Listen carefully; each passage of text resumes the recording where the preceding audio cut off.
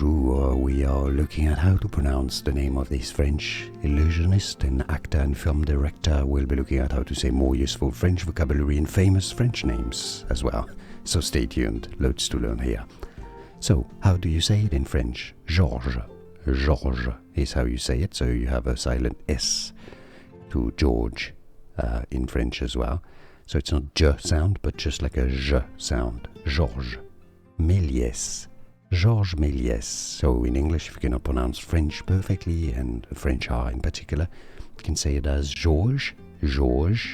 I mean, you could say George. Doesn't hurt, but Georges if you can. Méliès. Méliès. Méliès.